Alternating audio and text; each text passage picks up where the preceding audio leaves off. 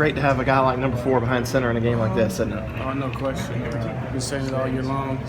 Best quarterback in the country. Hopefully he made a statement for the best player in the country. He's just nothing rattles him. He understands what we want to get accomplished on offense. But he had a great supporting cast out there tonight. Wayne plays big, the offensive line. That's off to those guys because Deshaun doesn't do what he does, the receivers don't do what they do, Wayne doesn't do what he does without those 5 guys up front. So just a complete team win, but it is good to have number 4. Do you ever feel like North Carolina stopped you, or do you feel like you just stopped yourself?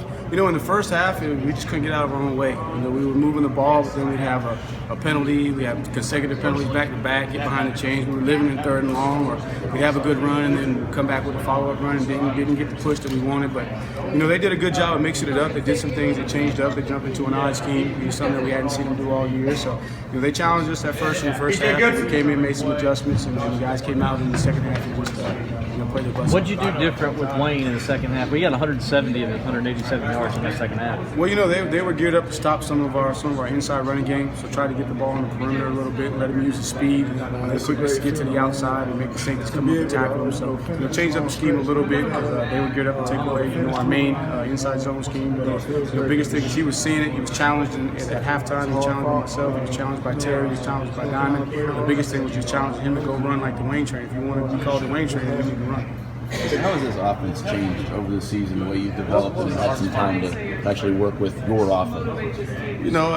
Just taking what's there. Our guys believe in trying to set the tempo running the ball, but obviously teams are going to do some different things to try and stop, certain elements of our game. But the biggest thing is taking what's there, trying not to put in too much, trying not to get too complicated, let our guys go out and play. We feel like we got good players at every position, and if they know what they're doing and we can keep it simple, then they can play fast and go out and execute.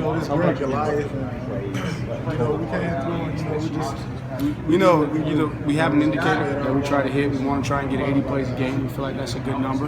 We haven't hit that every game. I think this is the highest snap count we've had all year.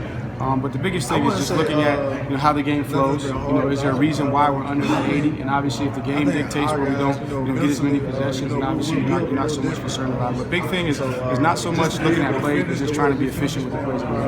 57 plays in 20 minutes. I don't think it was any harder if we had a game especially this at the week.